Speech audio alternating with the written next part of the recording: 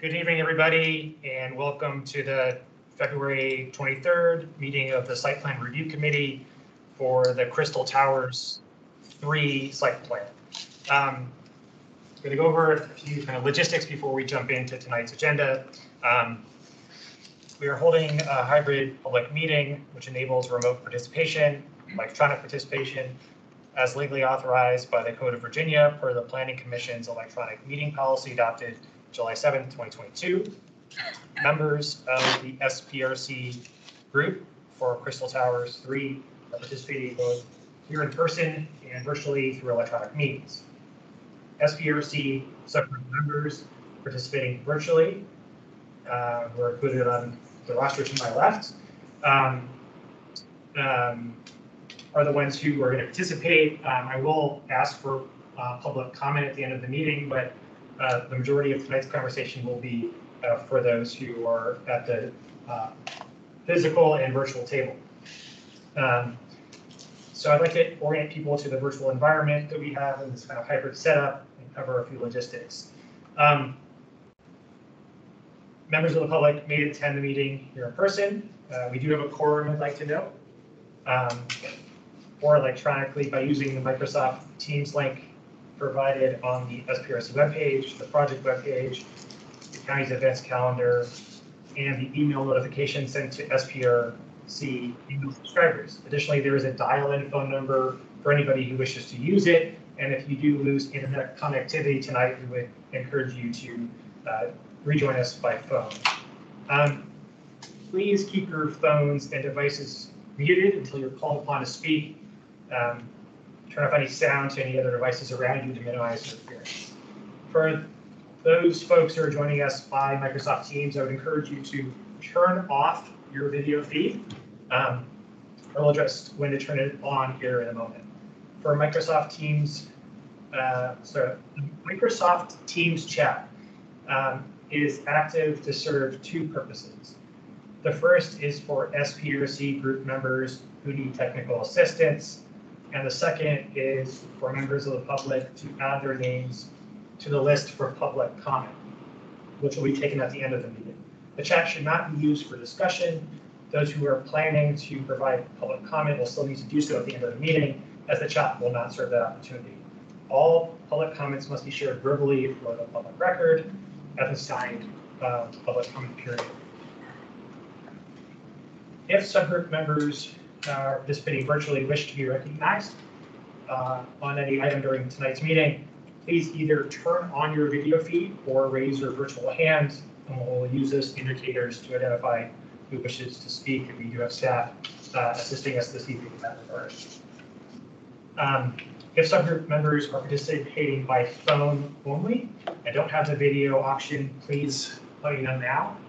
Again, this is just SPRC members who are calling in. Mr. Land, do we have anybody who's just calling in? Okay, thank you. Additionally, for those who are joining us from the general public who are not members of the SPRC, it's my intention to do public comment at the end of the meeting to allow 2 minutes for public speakers to join us tonight, to speak tonight at the end of the agenda. I will note at this moment that there was a clerical error, and there was a person who was supposed to have been added to our official roster from SPRC, and so I'm going to, I think this gentleman has joined us this evening, and so my intention is to give him 5 minutes at the beginning of public comment to rectify that mistake. And we certainly will have SPRC as part of the official roster at our next meeting. Finally, this is a public forum, and tonight's meeting is being recorded and will be posted to the county's website. All information associated with tonight's meeting, whether written or spoken, is subject to Virginia Freedom of Information Act requirements. So with that out of the way, I'd like to go around and do introductions around the room here, and then for SPRC members and staff who are joining us electronically, I'd like to get into the meeting. So I'm Jay Schroll, member of the Planning Commission, chairing tonight's SPRC. Joe McIntyre, on the Climate Change, Energy, and Environment Commission. Thank you. Pedestrian Advisory Committee. And please keep your voices up for folks online. Leo Starley with the Planning Commission. Jim Lantelli, the Planning Commission. Steve Zockwell, Forestry and Natural Resources Committee. Benjamin Yance with BKV Group, we're the architect. Robert Vaughn with Dweck Properties, the applicant. Courtney Badger with Arlington County Planning. Kevin Ladd, Planning Division. Nicholas Cummings with Walsh Colucci, land use attorney for the applicant. Willie Bermudez with BKV Group, the designer. Great, thank you. And then for members of the SPRC who are joining us electronically, if you could please raise your virtual hand. We will go that way. This freshman. Judy Freshman, Crystal City Civic Association. Thank you. And then as you do that, if you can lower your hand, that's great. Chairman Slatt. Good evening, Chris Slatt, representing the Transportation Commission. Thank you. Mr. Dowling. Hi, I'm Mike Dowling with Equity Residential, representing Lofts 590. Thank you. Mr. Devanzo. Ben Devanzo, representing Aurora Highlands Civic Association. Thank you. Commissioner Gearin.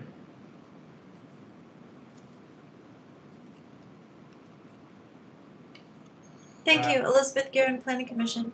Thank you. Any other members of the SPRC that I missed? Okay, if not, we'll go to staff.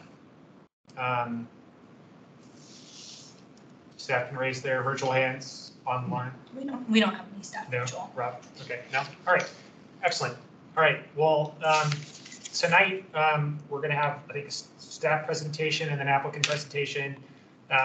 We are really here to kind of do or go over some of what we would normally go over in a first site plan, which is site layout and some of the context, the land use, zoning, and some of that kind of initial building height, massing, some of that stuff. So following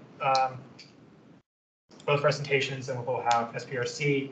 Again, a reminder to folks who are joining us, if you'd like to sign up for public comment, please type that into the chat. So with that, Ms. Badger. Awesome, thank you.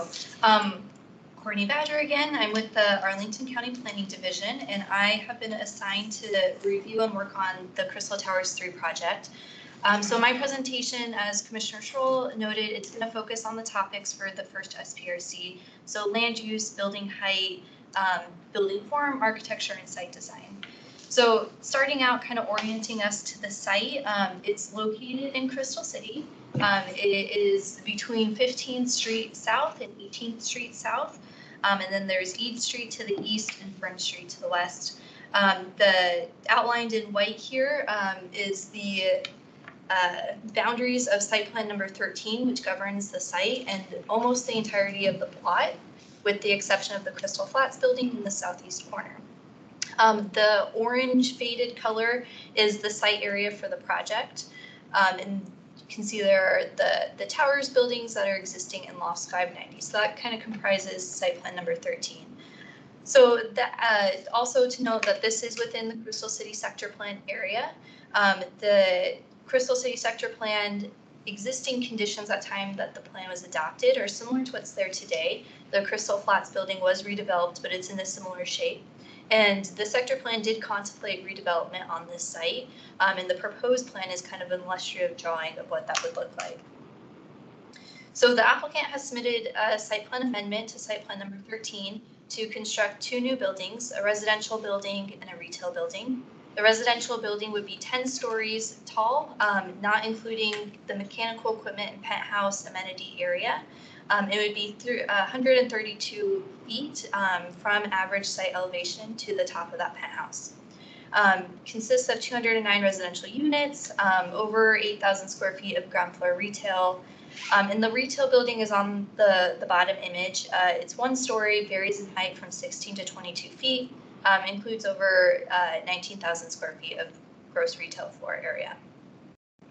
So these are just some renderings, bird's eye view of the project. You can see the multifamily building is here and the retail building here. I'm sure the applicant will have some more renderings to look at in a minute. So starting into our first topic, land use. The general land use plan designates the site as high medium residential. It's also within the Crystal City Coordinated Redevelopment District, and the residential and retail uses that are being proposed are consistent with the general land use plan. They are also consistent with the zoning for the site.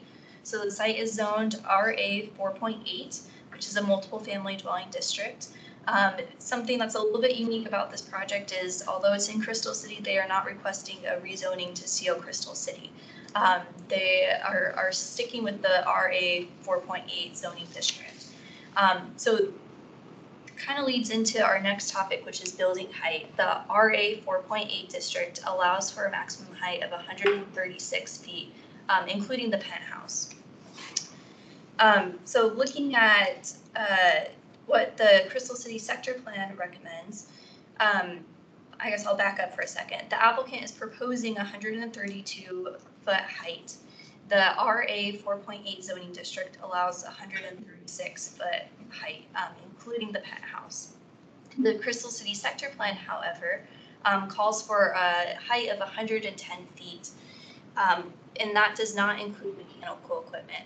So that's from average site elevation to the top, plus a 23-foot mechanical equipment that could go on top of that. The sector plan also calls for tapering in this orange area down to 60 feet, and then further down to 35 feet as you move towards Fern Street. So this is the first sector plan deviation that I'll discuss tonight, is this discrepancy between what's being proposed and what the sector plan calls for. So the applicant has provided this rendering here on the left that overlays the heights map onto what they are proposing. So you can see this shaded blue area here is that 110-foot height, and they are exceeding it here, and this is the area that's really exceeding that. They do taper down as you get into the block, and below that 60-foot height that's called for in the interior of the block. Here's a cross section that I'm gonna use my laser pointer. So the reason I included this is to give some context to the surrounding buildings. So this is, if you are on East Street looking at the building, it's a cross section. So you have the Crystal Flats building here, and my laser pointer is right at the top of where that Crystal Flats building is.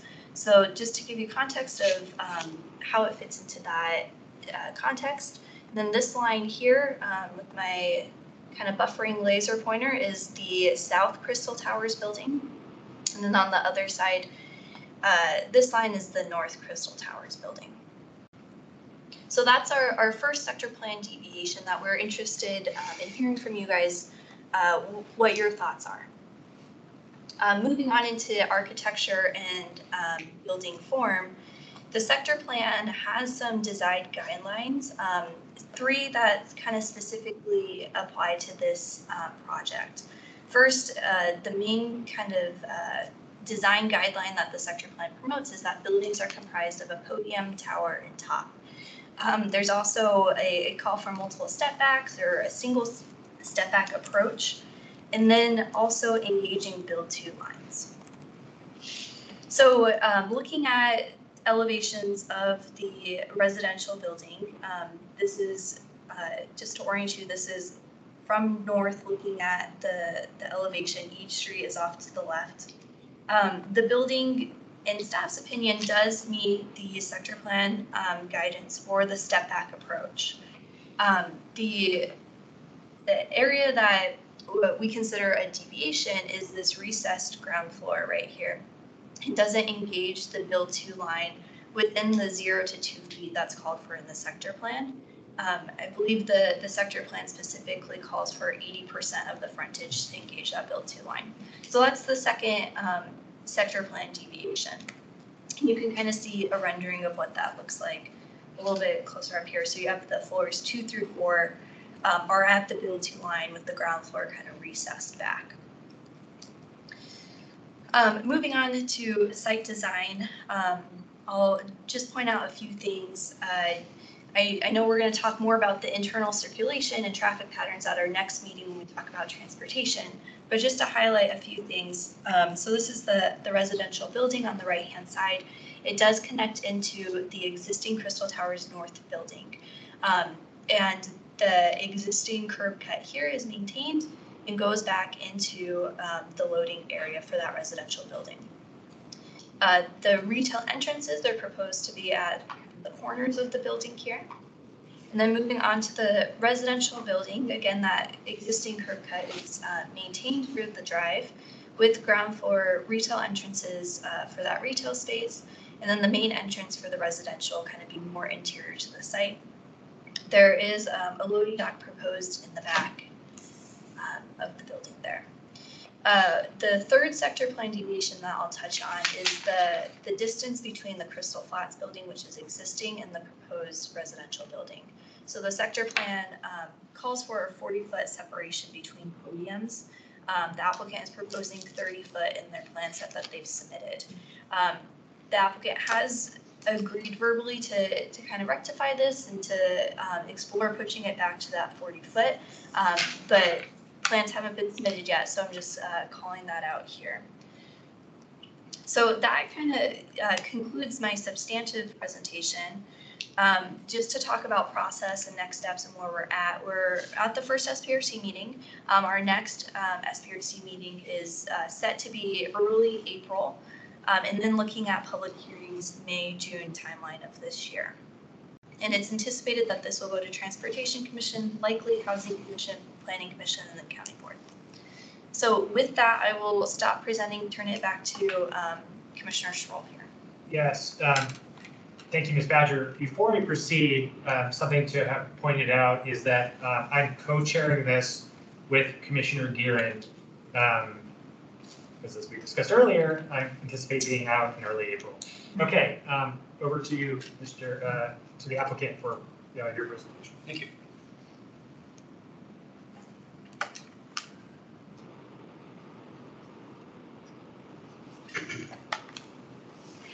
Thank you. I will run through a brief presentation. This is an abbreviated presentation from the recording that was posted online.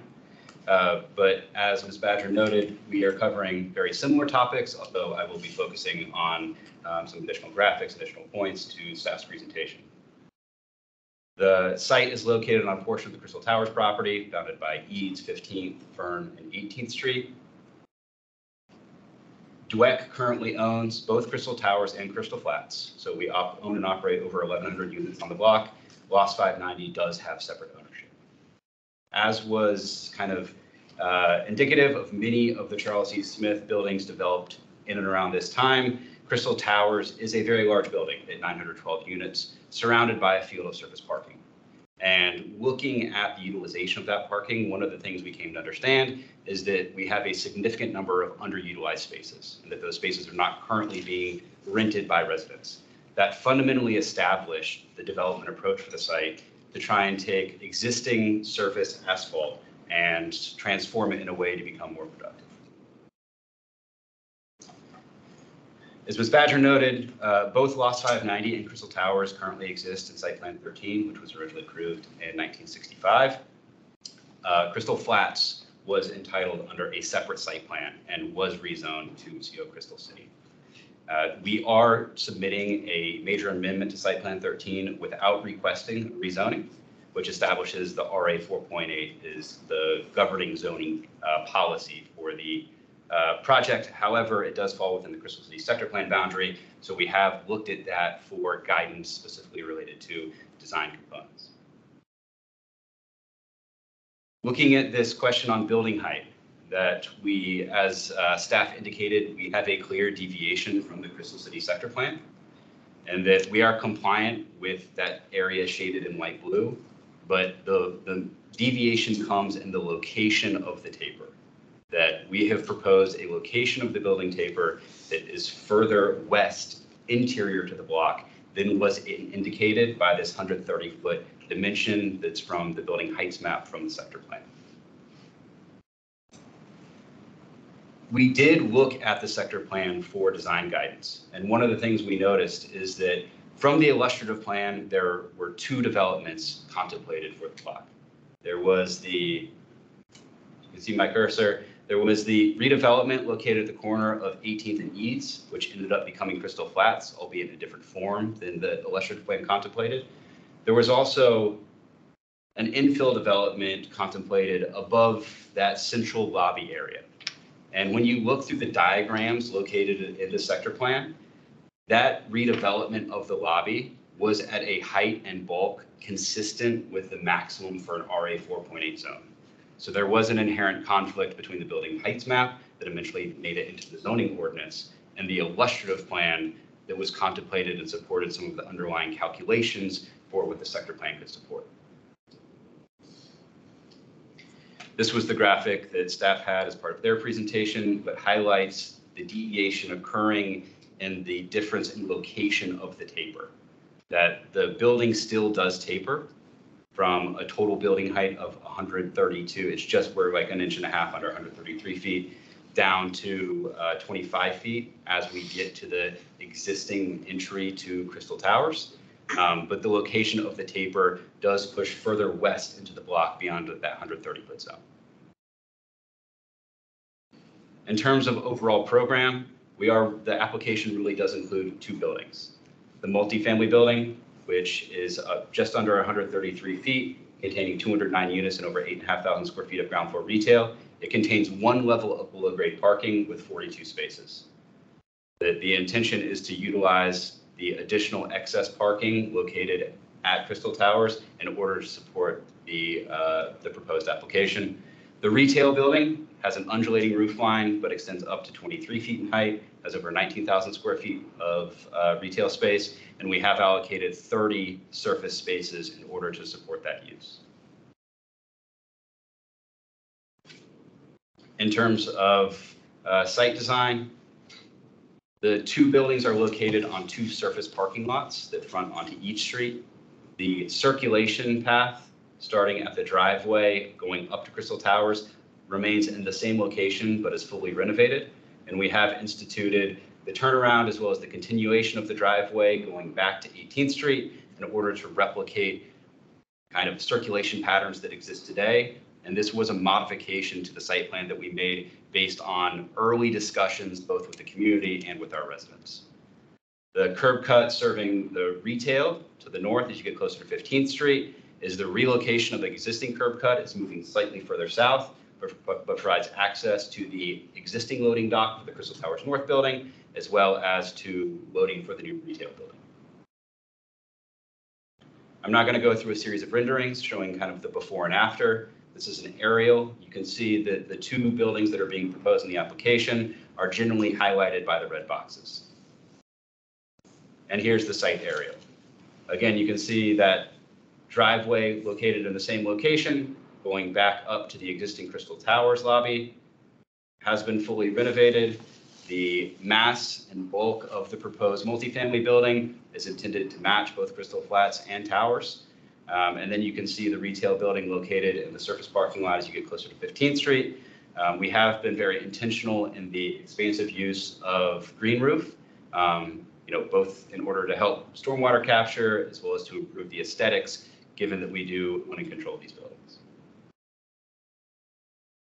So here's the existing view as if you're traveling south on Eads. This is the existing driveway going up to Crystal Towers. You can see Crystal Flats in the background on the left. And here's the proposed building. From an architectural perspective, we have a very transparent ground floor, trying to bring the activation of that retail out onto each street with a separation between the retail use and the residential above through this strong brow feature. The architecture is intended to be a porcelain rain screen with segmented windows and inset balconies, bringing a more modern feel to the property. And you can see the transition in the facade materials going from the porcelain rain screen to the colored metal panel as you get into that more intimate courtyard setting. Now we've moved up that driveway. You can see the turnaround located in the middle. And you can also see now the transition from the porcelain rain screen to the metal panel, as well as the connection of that brow feature into the existing canopy at Crystal Towers, which we think will provide a very unique and interesting architectural feature for the project. This is as if you're sitting in the inside corner of the existing Crystal Towers North building. By reducing the amount of surface asphalt, we're able to expand the planters and bring that courtyard up a little bit. You can also see where that facade breaks in materiality, moving from the porcelain rain screen on the public face of Eads into the colored metal panel for this more intimate courtyard setting. And then you can also see how that brow feature continues from the retail on Eads all the way through the project, connecting into that canopy. Now we've moved to the south side of the building. So you can see the driveway continuing through, providing access down to 18th Street. And again, because we're able to reduce the amount of surface asphalt, we can install new, relatively large planters. And we also have an idea for an outdoor artificial turf area that provides programming opportunities, not only for this building, but for all three communities. And here is the location between the north side of Crystal Flats and the south side of the proposed building. This was submitted at a separation of 30 feet. As staff indicated, we are currently working on updating this to meet the 40-foot sector plan recommendation, and we plan to get those drawings over to staff early next week. Yes. So this area is going to be revised, but we will have updates to show as part of the next SPRC meeting.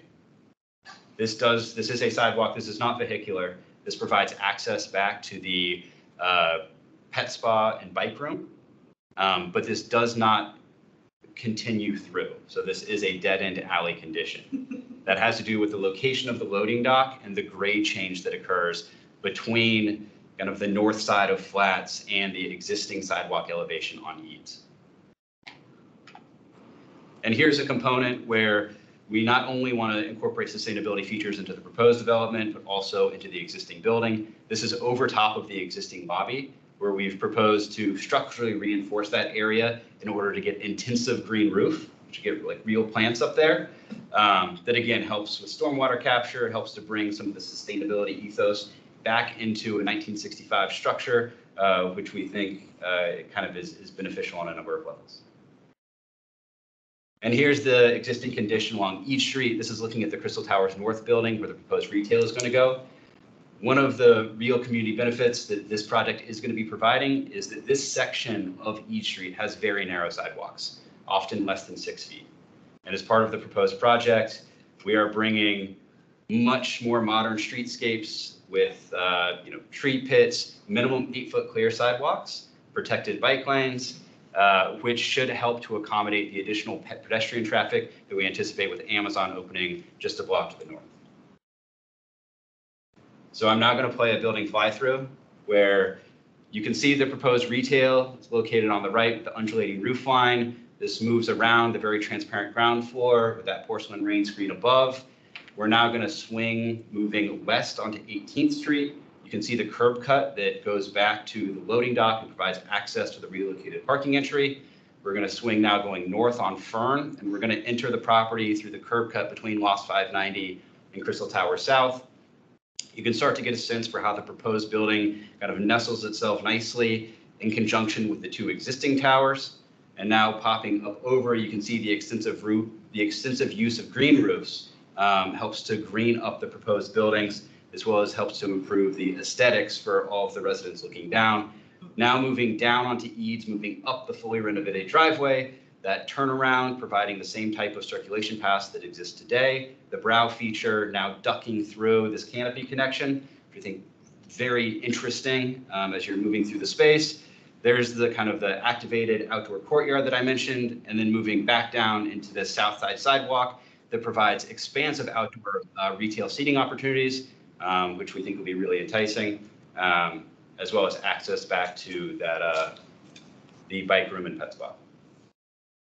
And that's the extent of the applicant's application, presentation, sorry. Thank you, Mr. Ron, for that. Okay, the conversation is now with the SPRC. A reminder to folks who have joined us, if you're a member of the public, you're not a member of the SPRC, please, if you'd like to make a comment, please type that into the chat function. All right, I would like to go through the topics before us this evening. Starting within each topic or subtopic, with clarifying questions and then feedback. So the first one I'd like to start with is land use. So any zoning or GLUP questions and then comments.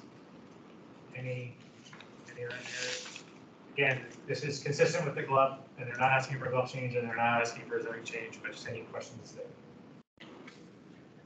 Commissioner Van Heine. I'll talk towards the microphone, so I hope you can hear me.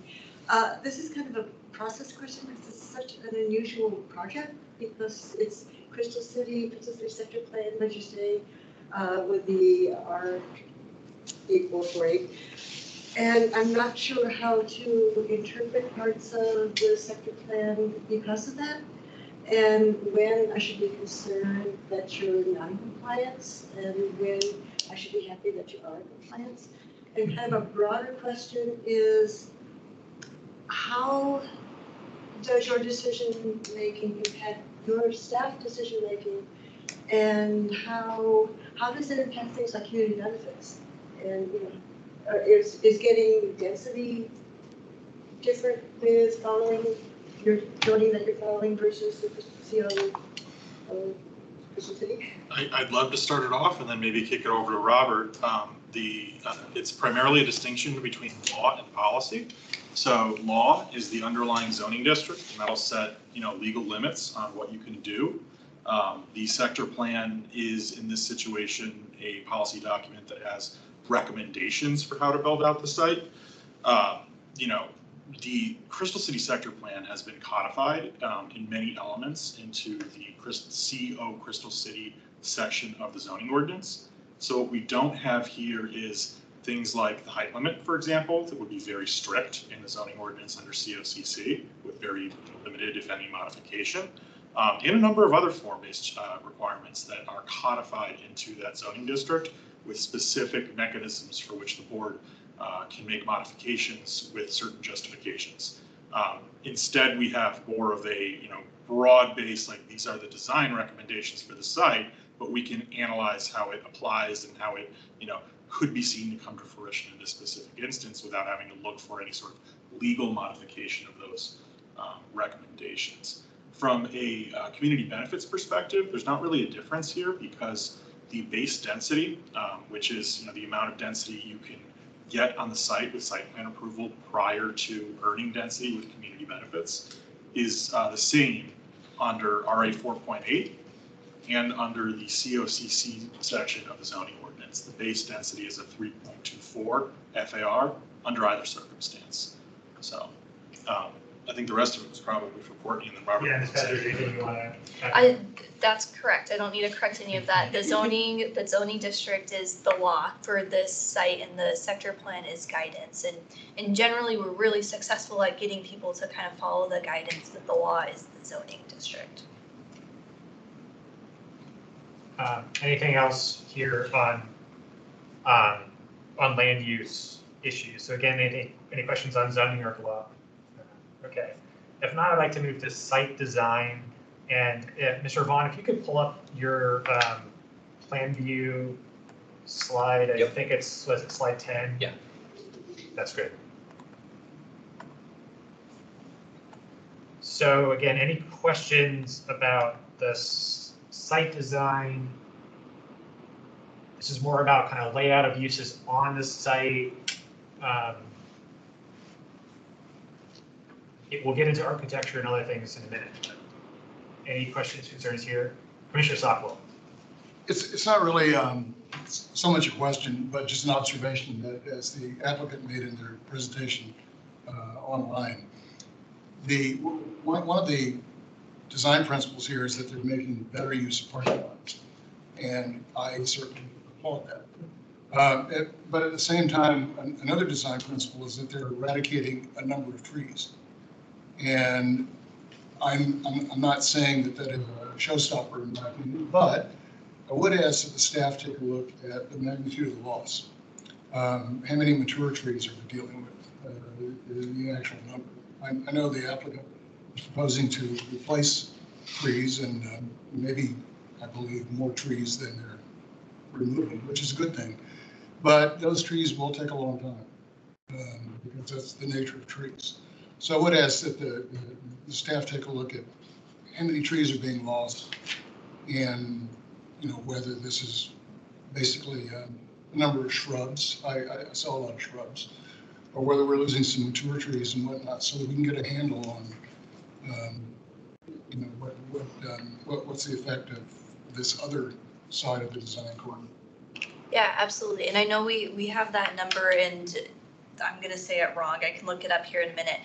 But we'll have a substantial conversation about that at our next SPRC meeting Right. for open space and landscaping. So we can be prepared to answer all those questions and have a discussion. And Mr. Vaughn, anything you want to say about the Yeah. applicant's plans in regards to?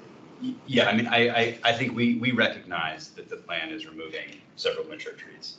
I can look the number up. I believe that the number is 84 trees in total. I don't have the distinction between very large canopy trees and shrub-like trees, as you mentioned.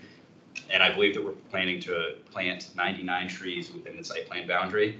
We have looked across the balance of the property to see where there are additional locations outside of where the site area is, where we could plant trees, and I think we found locations for another 12.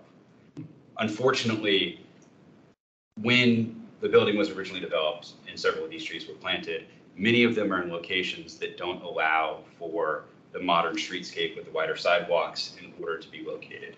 And it is, I think, an unfortunate circumstance that we are kind of needing to cut down so many mature trees in order to effectuate some of the improvements that we have proposed. But we do have a commitment, and we will continue to try and find additional locations around the property to try and plant more trees where we can. So potentially for next time, it would be good to have slide breaking down trees that you're cutting down by DBH. Maybe you have sort of the age, you know, maybe the quality of the trees you're cutting down.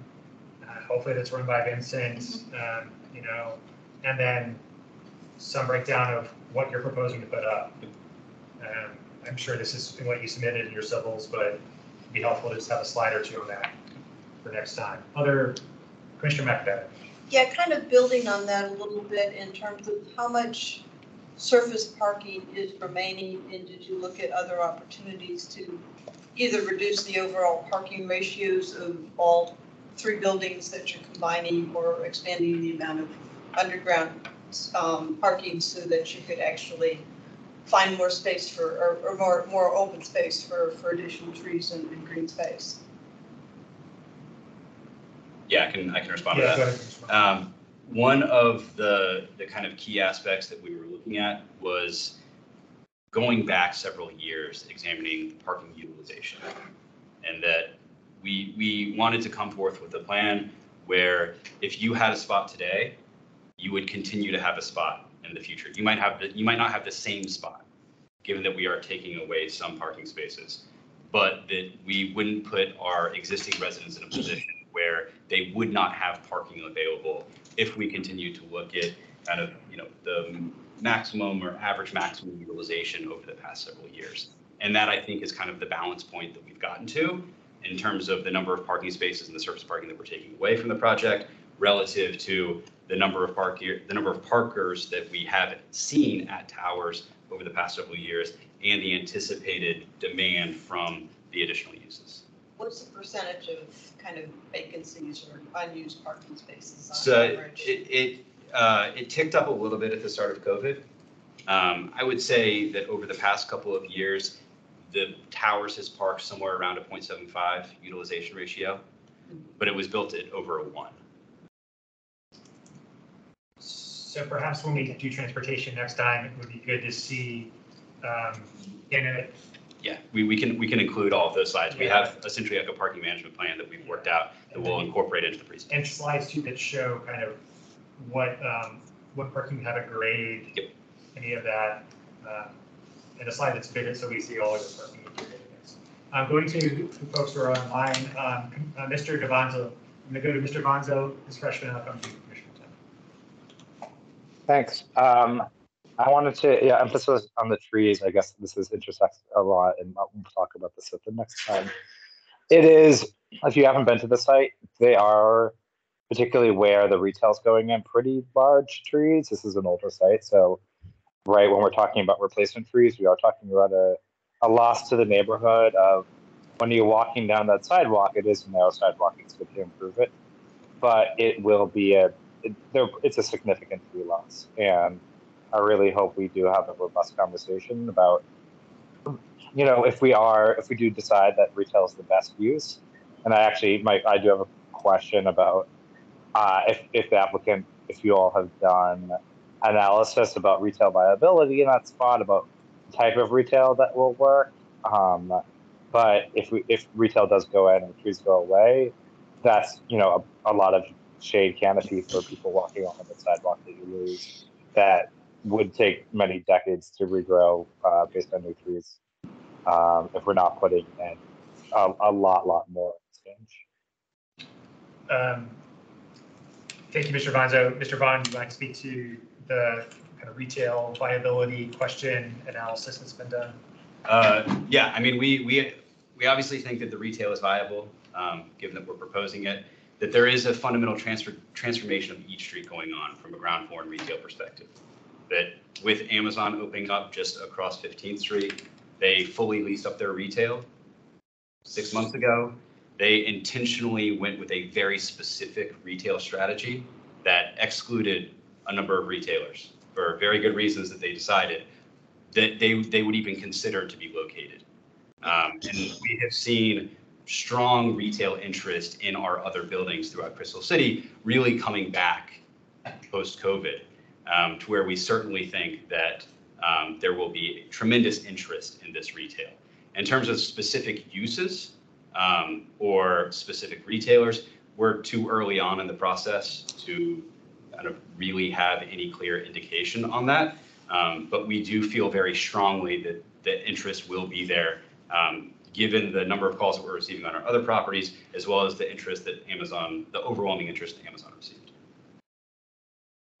By uses, I just meant, are we talking dry cleaners and nail salons, which we have a lot of, or are we talking, restaurants, neighborhood essentials and things like that? The plan includes 27,000 square feet of retail, which is a fair amount of retail. It will be a mix. That in order to support that level of retail, you will have mix and diversity amongst the retailers. We don't believe that the 19,000 square foot will be a single user. Thank you, Mr. DeVonzo. Ms. Freshman.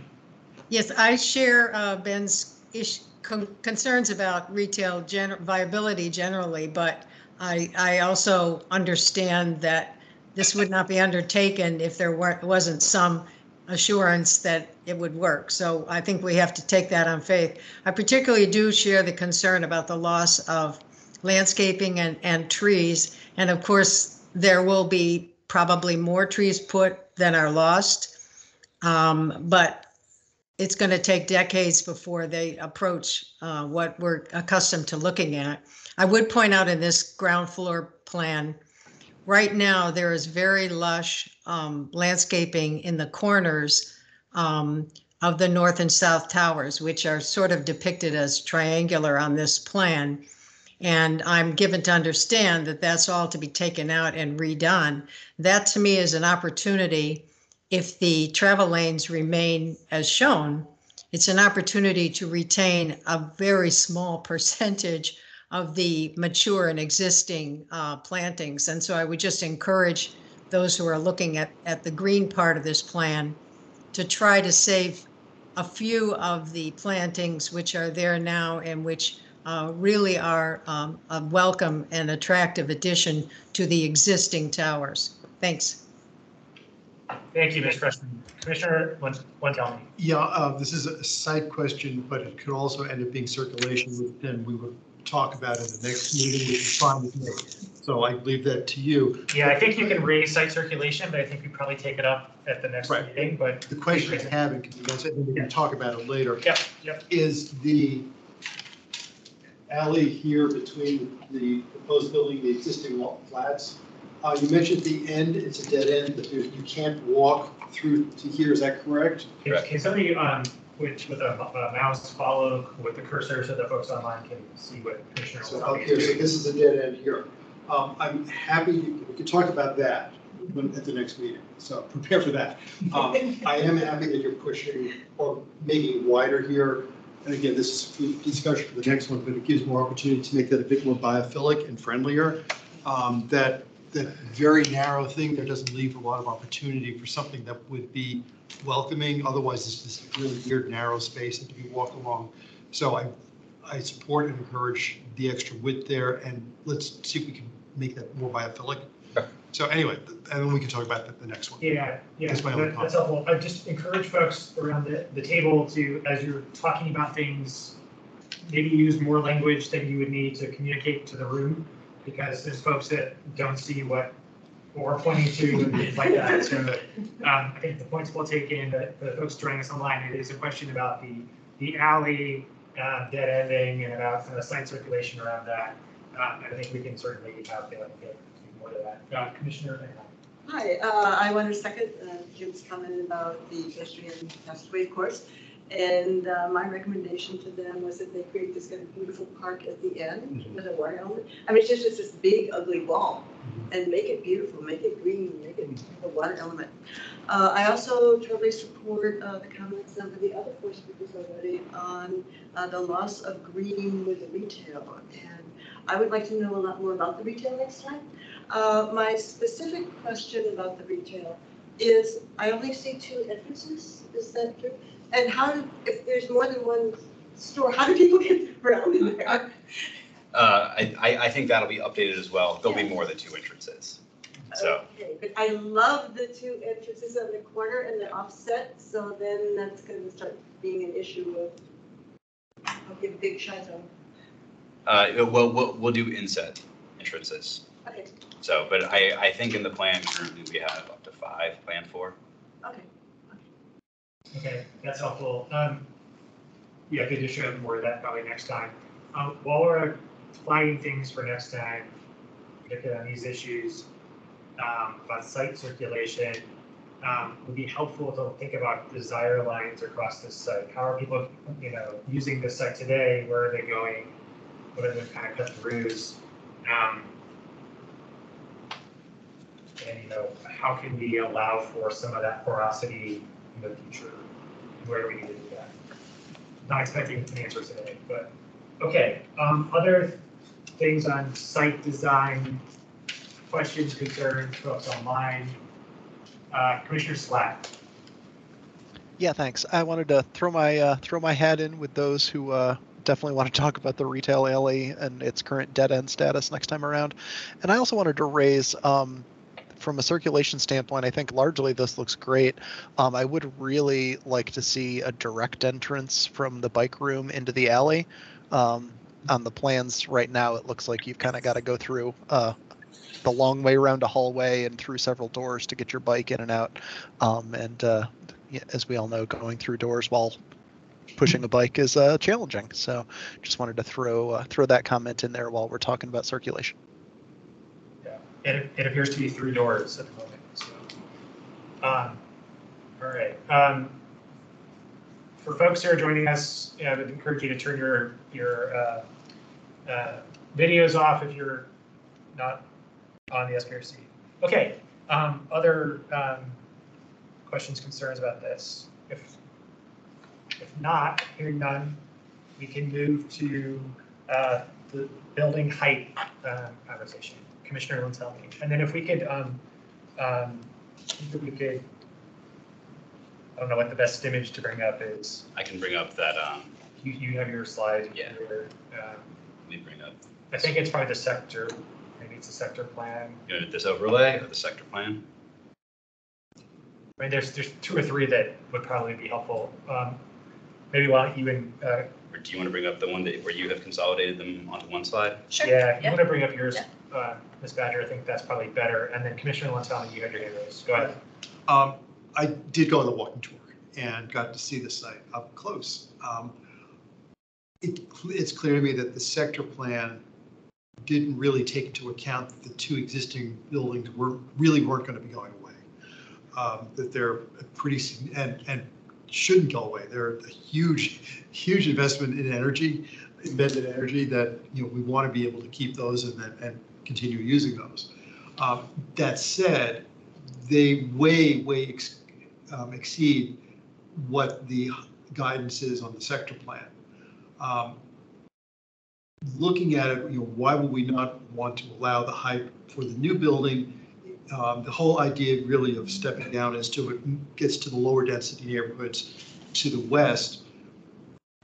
This new building would not be seen by anybody to the west. I walked around there, and the two existing buildings will totally block anybody from seeing them.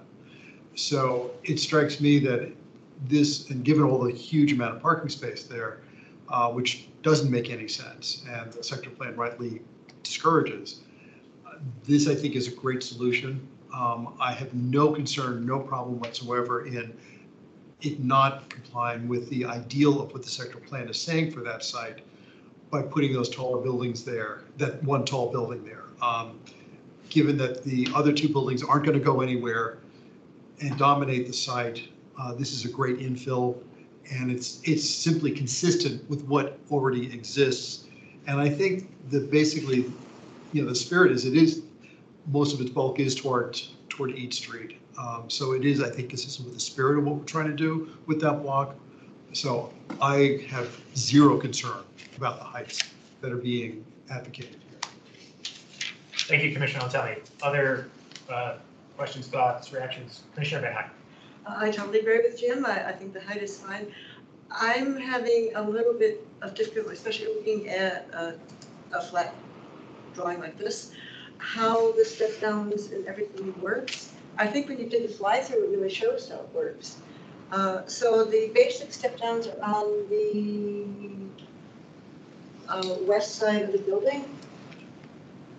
Yeah, so you can see. Yeah, and then it reaches the level of the. That existing canopy. Okay, and which follows around the whole building. So The front too, that's all at the same level. Right? That brow line. Yeah. It's difficult because there is grade change between the existing entry to Crystal Towers and East Street, but that brow line maintains as a consistent datum that ties into that existing canopy. But the ground level changes. So right, you do. But the height, yes. Visually, visually that'll be consistent. And that line follows all the way across over the other building. So that line. No further going down. Yeah, so that line continues through and is the elevation of the existing lobby. Okay. So the two towers buildings come down and meet in that existing single-story lobby structure that leads out to the courtyard. And so we've taken that datum and continued it through to separate the ground floor from the residential above. And then you can see that there's a series of 3-story stepping as you get closer to that existing, that existing canopy. And it steps down from what's the roof elevation? At level 11, it is, I'm sorry. 58.7. Yeah, 158.7 to like 50 something. Okay. And the 158.7 down to 67.7 is the datum line. Yes. And the canopy basic all over to the other building, through the other building, top of the other building. It's all landscaping on top? So right now it's just roofing. It's just EPDM roofing. So one of the things we're proposing is to take that very large space and to install intensive green roof over the entirety of it. Definitely. Okay. And you have more that all the landscaping we'll talk about next week. We'll have a more kind of technical discussion. We included the renderings as part of this, given that it's an architectural component that we're including, but we don't, the technical discussion will, in terms of the types of plants and all of that, will come in the next meeting. Thank you. As you can see, the original flat drawing just doesn't make any sense. The fly through actually shows how it works. It makes sense to some of us. I'm sorry, I'm not an architect. The fly-throughs are a great thing that everybody's been trying to do recently. Yeah, certainly helpful. It was terrific. All right, other questions, reactions? I do want to, make sure that if folks from the neighborhood have any questions, concerns, that those are raised. So opportunity from Mr. Devanzo and Ms. Freshman, if you have any questions, concerns. Mr. Devanzo. Could you just talk through, there was a slide, like the difference between the sector plan and how it defines height with the inclusion or exclusion, I forget, of the penthouse versus the zoning, or might be the CO, like one definition had this penthouse and one doesn't, in terms of the mechanical sector, and how it kind of shakes out in terms of the practical difference between the height. Like if you did apples to apples comparisons, what are we talking about for a height difference? Ms. Badger. Yeah, so the zoning ordinance, the RA 4.8, does height from average site elevation to the very top of the structure. So that includes mechanical, penthouse, roof, all that stuff is included in that height calculation. The Crystal City sector plan in CO Crystal City measures height differently. They do average site elevation to the top of the building, not including the mechanical equipment penthouse area. So on top of that building, you could have a 23-foot additional penthouse mechanical equipment. So that would get you to 133 feet. Trying to do the simple math in my head while talking. So it's somewhat comparable, but it's different.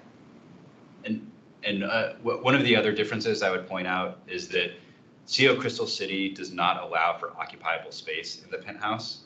Yeah. RA 4.8 doesn't make the distinction. And we have included occupiable space in the penthouse. So yeah, I was going to ask, is it amenity space or occupied space? It's amenity space.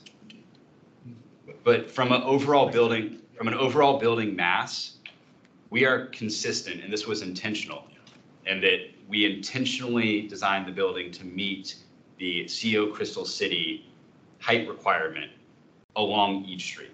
So we are consistent with the 133-foot overall building height mass bulk. The difference comes where you see the shaded blue zone from the building heights map. That is indicating where the sector plan has recommended 110-foot building height, which is 103-foot overall height, for that 130 feet deep into the block. We have essentially extended that blue zone further west into the block, would be where the deviation occurs. So you encroach onto the lower yellow zone. So we don't taper. About how far do you encroach? So are we talking 5 feet? Are we talking 20 feet? What's the difference? It's approximately 100 feet. 100 feet. Yes. Okay. And how deep is the block here? It's a pretty big block. It's an enormous block. It's like 12 acres at least. Yeah, the towers area is 10 acres alone. Yeah, yeah.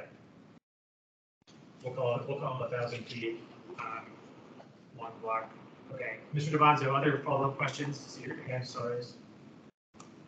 So, I mean, yeah, I think from the neighborhood perspective, right, what concerns tend to be around FAR and density and massing, particularly when we talk about comparable height. And like, if the difference primarily is, is the penthouse being used for an amenity space versus purely a mechanical space, in particular because of the design of the block, where this building really won't be seen by most of the neighboring areas, regardless of the direction you're in.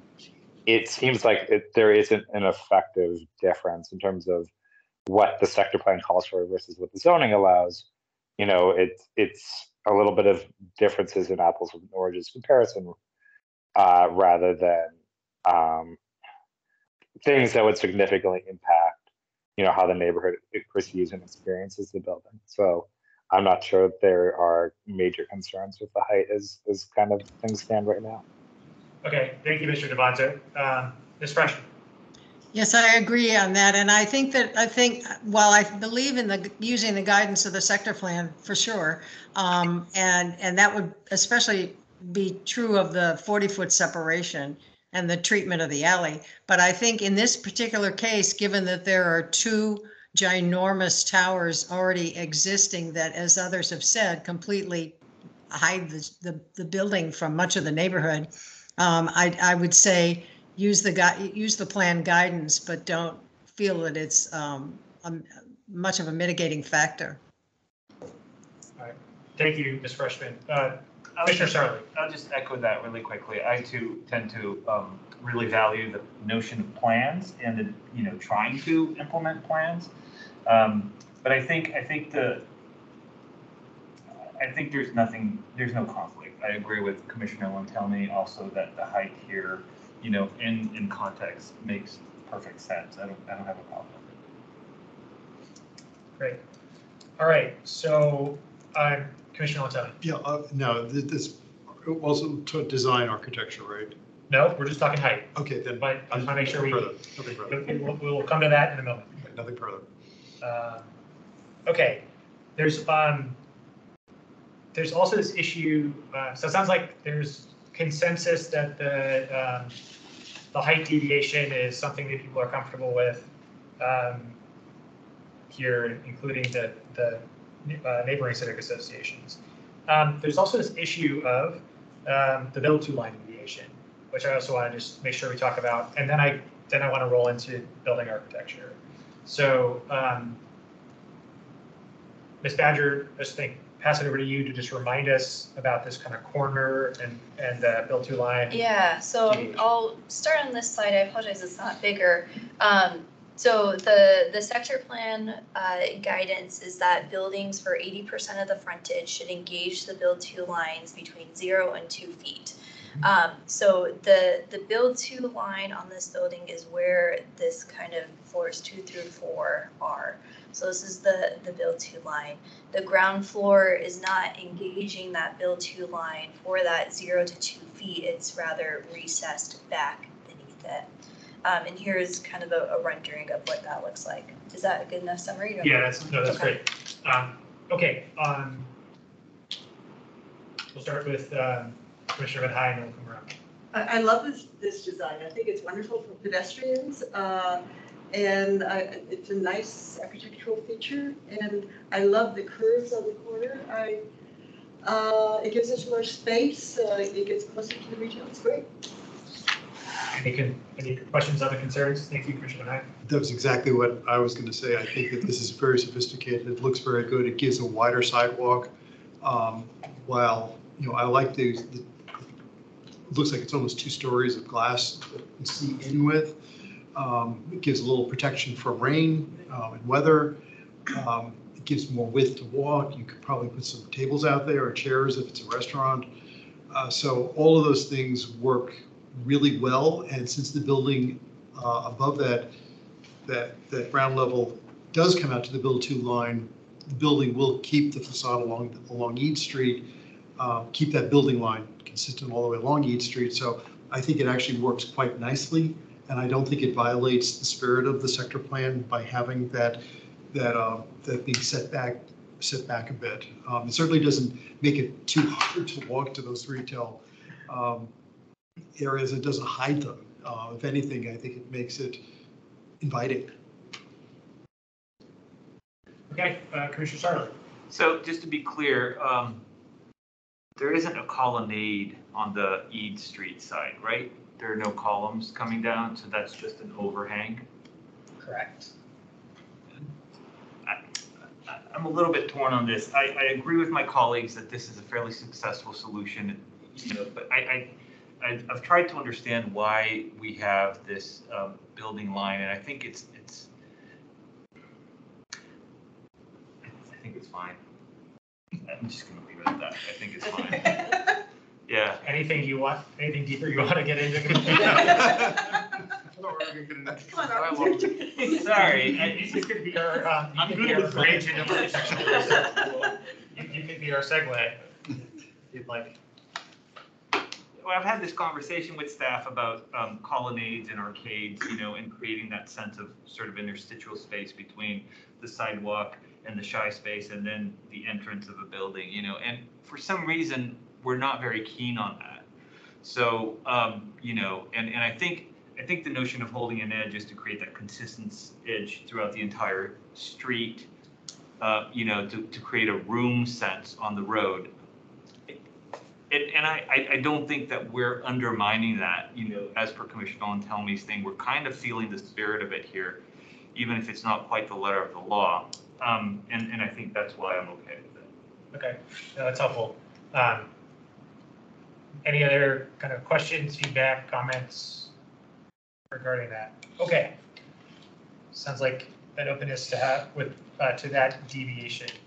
So now, Commissioner Montelli, we're on to building architecture. Back to you.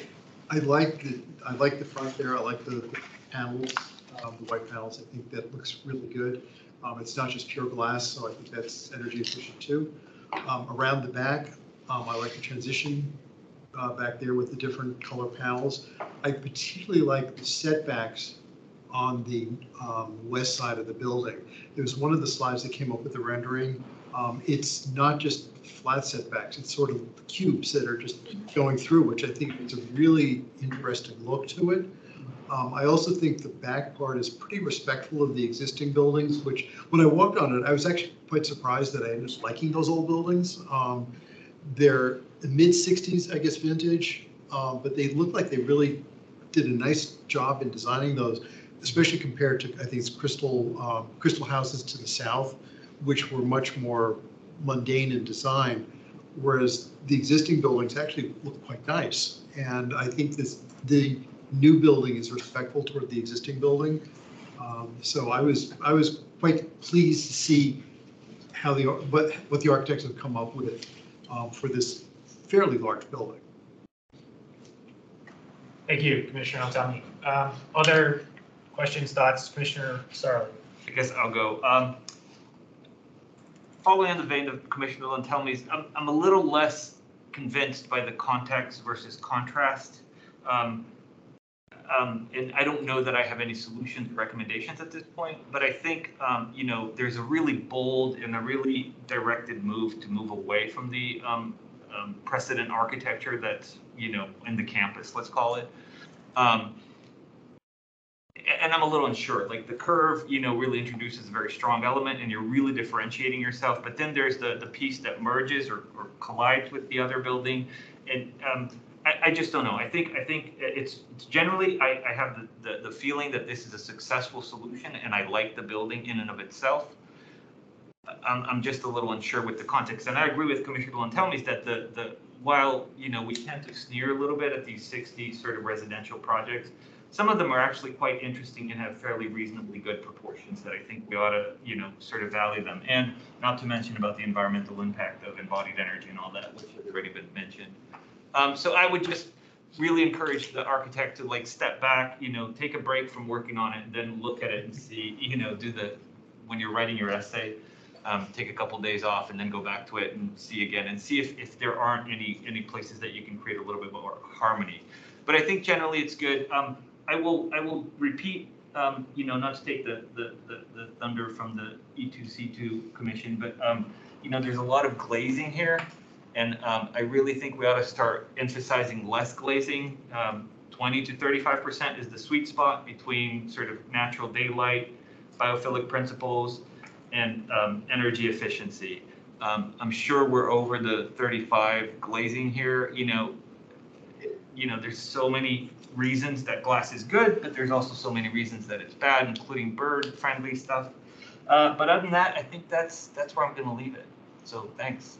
Yeah, it's really exciting. And I actually, sorry, one last thing. Sure. I do agree that little turnaround in the back is really interesting. That back door, you know, usually again, you want the front door in the front, but I think putting the commercial and the more private thing on the back, I think that works out nice, particularly given the context. So I think that's something that's sensitive to the context, and it draws attention to the center on a more private vein. The one thing is the setbacks.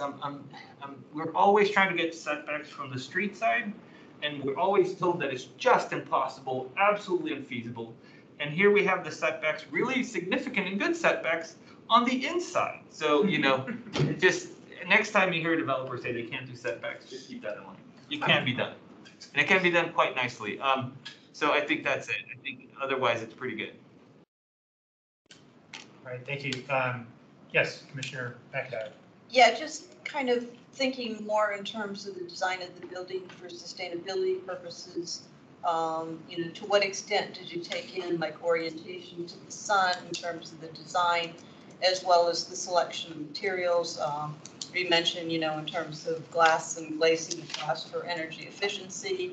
but also thinking about selection of materials for embedded carbon and kind of reducing the amount of carbon in the materials so that you've got a good, strong building envelope that will be very energy efficient before you start talking about the mechanical systems, which will be of keen interest.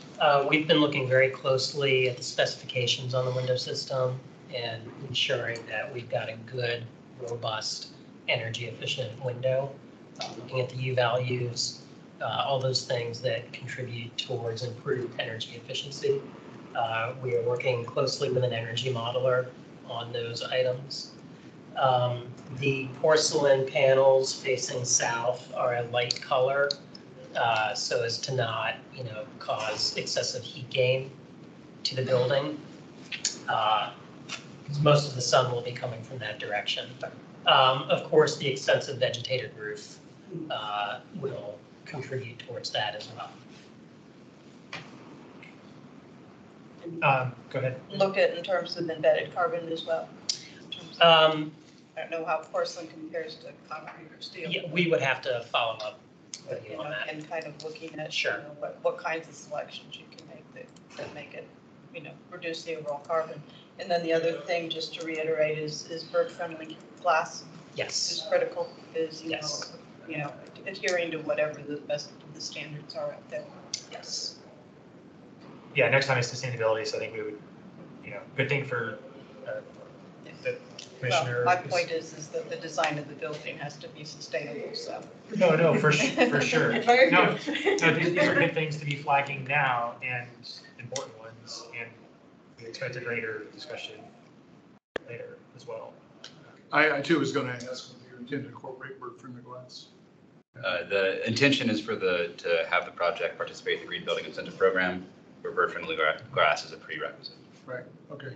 And do you know what height, just out of curiosity? I think the policy is between 8 and 35 feet Yeah, it's like the first 35 feet of the building, I think. is the prerequisite.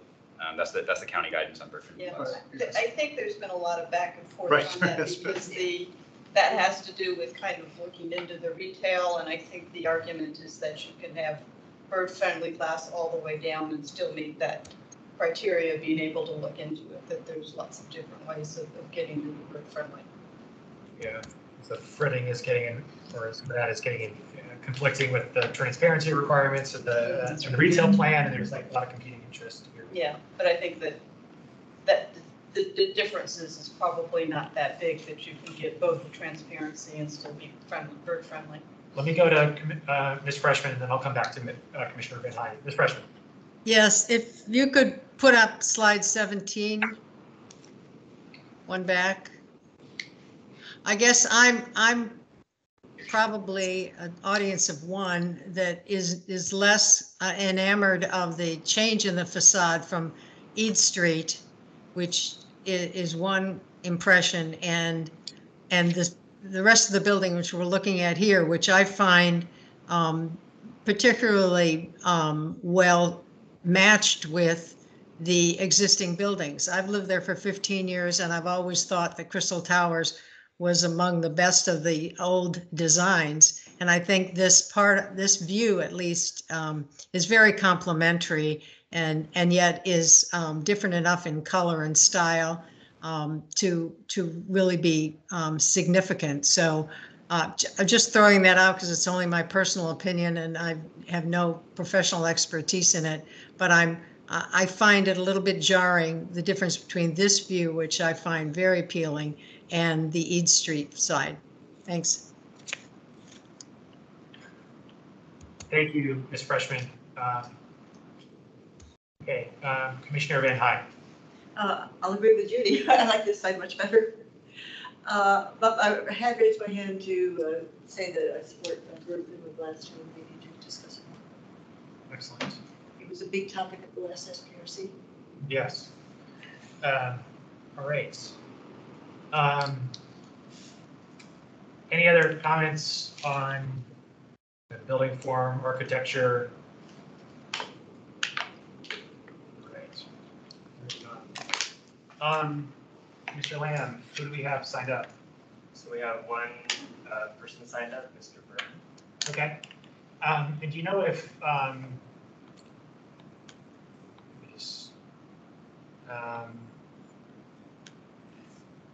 Michael Dowell is here? Michael Dowell is here. Okay, so I think we'll start with Mr. Dowell. Mr. Dowell, if you would like, as I noted at the beginning, I'd like to give you 5 minutes for CRC, and then we'll go to Mr. Burr. Okay, great, thank you. Good conversation tonight. I just have a couple of comments. So from building height perspective, I agree with everybody. I don't see any issues there, given that it's on the east side. And I also give them a lot of credit for not tearing anything down, which is a sustainability objective of its own. I'm okay with the setbacks, and if the alley width is addressed, that's fine. And I'll share everybody else's general sense that if we can stay with the guidance of the sector plan, I think that's going to be pretty good. I will be interested going forward on the alignment with community benefits, and particularly, one of the things that just everybody keep in mind, this is a super block, and we're missing 2 streets through this block for pedestrians. That makes it really hard to walk through the area. So really interested in seeing how that can be addressed as we get into some of the other discussions. And that's it. Thank you. Thank you, Mr. Dowell, and appreciate you joining us this evening. As I noted at the top, we apologize again for the clerical error, and we'll make sure that CCCRC is part of this process come April. So thank you. Dr. Byrne, 2 minutes. Yes. Regarding the architecture, there's a complete absence of biophilia on the large building that's visible from the ground. There are wide blank walls between the windows. These should have native vines that hang from the or climb from the roof or the ledges. This is important, and it's very easy to do. Just put them in there. The second thing is for the landscaping plan, which you discuss at the next meeting. The submission does not contain any information about the species or locations of the plants. Please provide those in time so the public can comment at this next meeting. Otherwise, we'll be before the county board about this. Also, you should put. It doesn't look like you have any fences around the tree pits. That means that people will trample on them. You have to put little fences around them or elevate them. This is an important part of site design. Don't just leave these. And when you have those tree pits, that's where you should plant these various things like common milkweed. You need milkweed there for the monarch butterflies, especially common milkweed, Asclepias syriaca. So, as I say, the big thing is make that wall biophilic. Plant vines, native vines that will climb up it and be visible. Make it look nice rather than just a blank wall. There are many of these blank walls there in between the windows. And the other thing is that we really need the conceptual landscape plan really should contain species of plants and locations.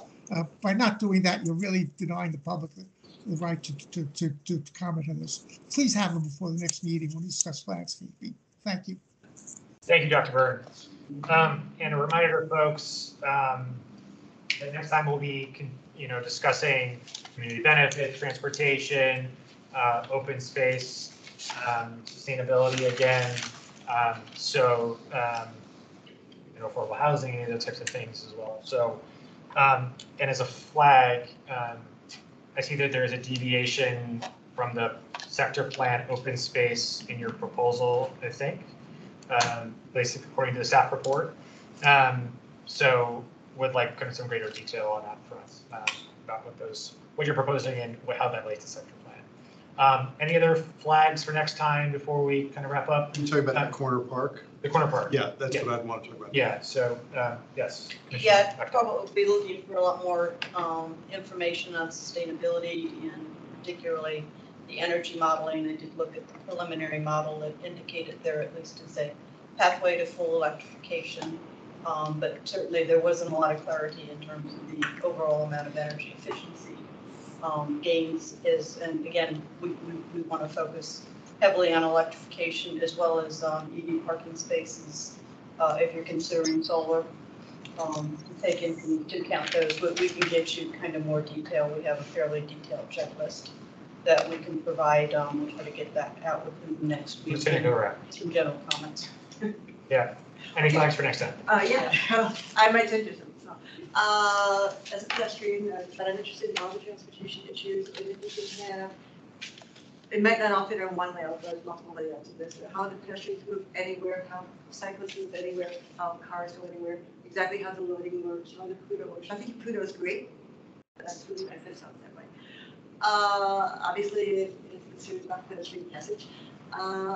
I don't know where to find in the 4.1 that I could easily read exactly what the dimensions are for the cruising sidewalks along Eads. I think they're okay, probably on 18th, but I swear one of the 4.1 pages it says varies, which confused me. Because I want to be more than 8 feet, but I swear they want to be less than 8 feet. And we want to talk about having, and apparently, so the blocks are at least 1,000 feet. That's a guesstimation on my part. I don't. Probably. Yeah. They're big.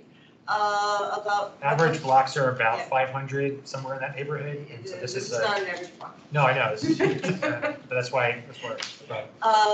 Having mid-block crossings at on 8 and on 18.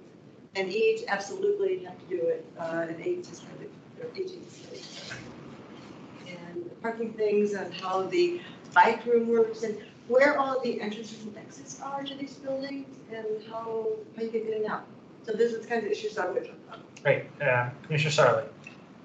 I don't have anything. I feel like we talked about my area of interest today, but Mr. Dowell brought up a really good point that I was remiss in talking about, which is the super block approach. And I think any pedestrian cut through and the dead end and all that, I think is something that we really ought to revisit and think about seriously to allow, passive desire to cut through the site, both east, west, and north, south. Great. I'm going to go to our virtual participants. Ms. Freshman. I'm a longtime resident of Crystal Towers, and so I have a somewhat different perspective. I would first like to compliment the Dweck folks who have been very generous with their time in talking to me personally and other residents. And that's worked out very well. But for next time, I think we do need to look carefully both at the circulation on the site and at the amount of parking, temporary and short-term parking, which will be much less than it is now. And there are a lot of vehicles, particularly trucks and delivery and cable services and things that come and stay a while and do their business. So that's where they're going to go. It's going to be an issue. My main issue is that the all of the entrance and egress from the garage is on the south loading dock, which is already compromised by trash and deliveries and the unique topography that funnels onto 18th Street, which from what we understand may have the median restored, and which will also be sharing space with a second loading dock for the new building. So there's an awful lot going on at that one site, and we're talking about parking. I understand the number of spaces totally to be reduced, but that's parking for 1,100 units. And I think, if you were building from scratch, this would not be a desirable or safe way to get in and out of a garage. The north exit that's currently there, which provides some relief, is going to be eliminated. So I think that needs to be looked at very carefully, because as someone uses it every day, it is a real challenge already. And at this point, the south garage is only an exit. And now it's going to be an entrance and the only exit. So please look carefully at that, because what it looks like on paper is not the way it actually works in real life. Thank you. Thank you, Ms. Freshman. Chairman Slatt. Thank you. Yeah, I look forward to definitely talking about the streetscape a little bit. I think I've managed to understand the 4.1 measurements, and I'm pretty happy with the sidewalk. But I definitely would love to take a a better look next SPRC along with the design of the protected bike lane. I too am a little bit concerned about the super blockness and would definitely like to talk about ways that pedestrians can make it through the block, but also whether there's the potential for a mid-block crossing of Eads here in the middle, because there's definitely folks from across the street who are going to want to get to this new retail, and given the large distance between safe crossings, I think we're going to create some jaywalking with this retail if we don't have that conversation. So look forward to talking about that next time. Thanks. Thank you. Mr. Devanzo. Thanks. And I'll echo what Judy said about I appreciate the engagement with the community. Prior to this, I think it's allowed folks to get a good understanding of this project. And for next time, looking forward to all the good site circulation. For what Commissioner Swat just said, there's a underground entrance right across the street, so that's a really important piece to have a mid-block crossing. But I wanted to add, it sounded like the applicant is looking at revising the distance between their building and then the Crystal Flats. And I hope that if they do so, we get a chance to talk about that, because that is something that, is clearly a deviation and potential changes. And if they do changes, I hope we get a chance to discuss it. Yeah, I think we're going to plan to discuss that next time. I think they're working with staff to file new drawings. So, Mr. Devanzo, I think that would be something that would be part of the next presentation, which would walk through, changes since last time, and then there would be kind of new content that we would cover. So I think there would be an opportunity to you and others to react to that. Commissioner Lindell. Yeah, certainly what everybody else said, I'm interested in also. If for parking, we could see where the remaining surface parking is going to be and why we're keeping surface parking. The dead end of the pedestrian passage, I think we need to explore that more. I think we'll refer to that. And I think it would be a good idea if we can get it is a rendering of the retail building experience along that sidewalk. The sidewalk width, how that's going to present, where other entrances potentially can be as you divide up that retail space. We haven't spent a lot of time on that because it's a fairly, it's a pretty good building, little building there. But I'd like to get a little more feel for what it actually is, and that ties in with that corner park also. Commissioner Gearin, you did not have your hand raised before, but I just want to make sure to come back to you to see if you had any wrap-up comments. Thanks. Thank you, Mr. Chair. I took a lot of good notes.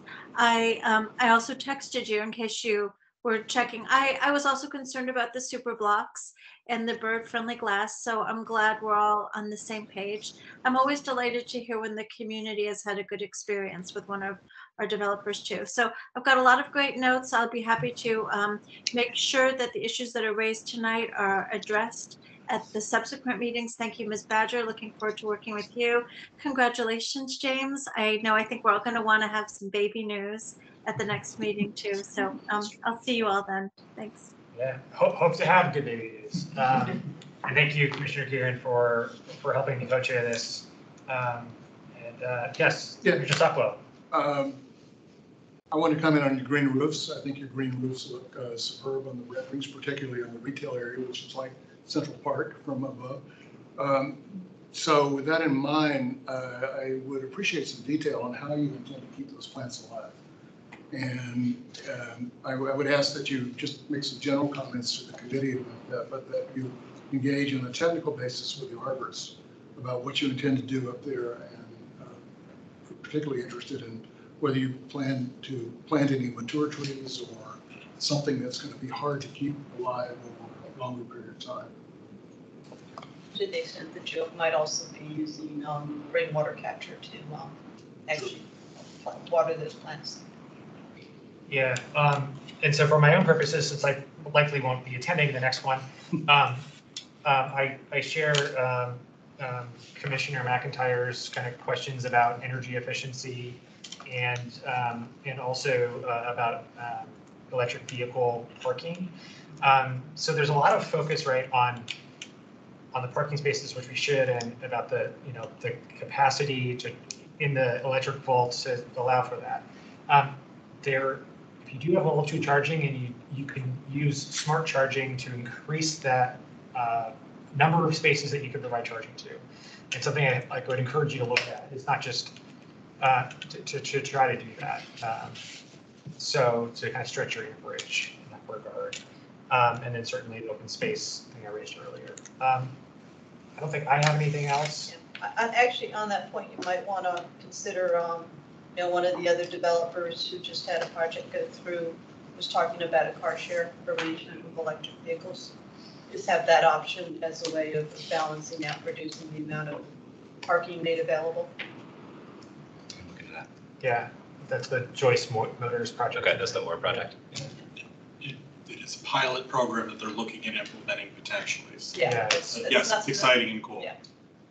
So, okay, if there's nothing further this evening, and we have no other public speakers, Mr. Lamb, I think we'll conclude.